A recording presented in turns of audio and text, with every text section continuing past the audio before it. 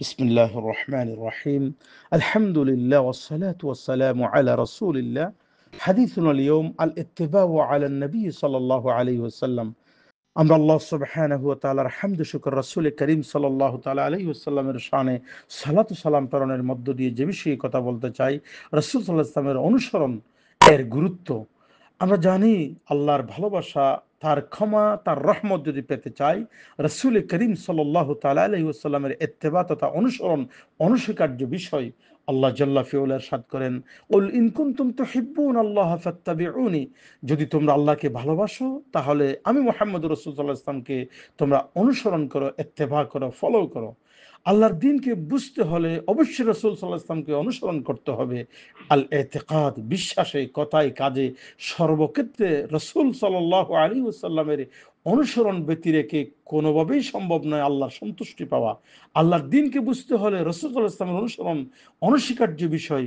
তাই তো আল্লাহ রাব্বুল আলামিন ইরশাদ করেন, লাকাদ কানা লাকুম ফি রাসূলিল্লাহি উসওয়াতুন হাসানাহ। রাসূল সাল্লাল্লাহু আলাইহি ওয়াসাল্লামের জীবনেই রয়েছে তোমাদের জন্য অনুসরণীয় একমাত্র আদর্শ। আল্লাহ রাব্বুল আলামিন ইরশাদ করেন, ওয়ামান ইউতিইর রাসূল ফাকাদ আতা আল্লাহ। যে ব্যক্তি রাসূলকে অনুসরণ করলো সে মূলত আল্লাহকে অনুগত হলো, আল্লাহর অনুগত বান্দায় পরিণত হলো।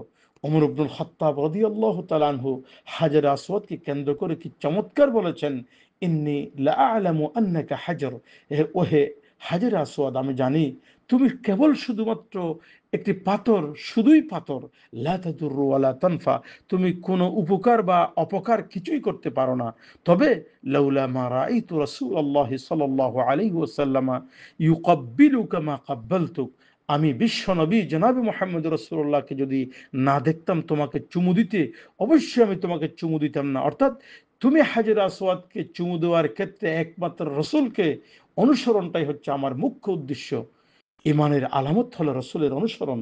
তাই তো কোরআনে কারীম অন্যত্র বলেছে, ফালা ওয়া রাব্বিকা হাত্তা ইউহাক্কিমুকা ফীমা শাজারা বাইনাহুম।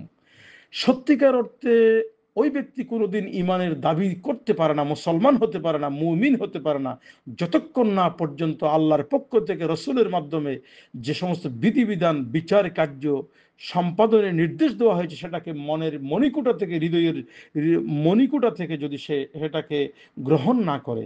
অতএব রাসূল সাল্লাল্লাহু আলাইহি ওয়াসাল্লাম চমৎকারভাবে বলেছেন, তারাকতু ফীকুম আমরাইন লান তাদিল্লু মা ইন তামাসসাকতুম বিহিমা কিতাবাল্লাহি ওয়া সুন্নতি। আমি তোমাদের জন্য রেখে যাচ্ছি দুইটি বিষয়, তোমরা পথভ্রষ্ট হবে না যতক্ষণ না পর্যন্ত সে দুটি বিষয়কে তোমরা আঁকড়ে ধরবে। এক হচ্ছে কিতাবুল্লাহ, আল্লাহর কোরআন, আল্লাহর কিতাব, ও সুন্নতি, আমি মুহাম্মদুর রাসূলুল্লাহর জীবন আদর্শ অনুসরণ, অর্থাৎ আমার সুন্নতকে আঁকড়ে ধরা। অতএব আমাদের উচিত হবে, যেমনটি বলা হয়, কুন মুত্তাবিআন লা মুবতাদিআন, অনুসারী হও, মুবতাদি তথা বিদআতকারী হও না। অর্থাৎ আমাদের সকলকে সর্বান্তকরণে রাসূল সাল্লাল্লাহু আলাইহি ওয়াসাল্লামের আদর্শকে গ্রহণ করতে হবে। এই রাসূলের জীবন চরিতকে অনুসরণের মধ্য দিয়েই আমাদের জীবনের সাফল্য আসবে। কোনো বিদআত তথা অপসংস্কৃতি, নতুন কোনো বিষয় সংযোজনের সুযোগ ইসলামে রাখে নাই। হাযা মা ইনদি ওয়া সাল্লাল্লাহু আলা নবিয়িল কারীম ওয়া আলিহি ওয়া সাহবিহি আজমাইন।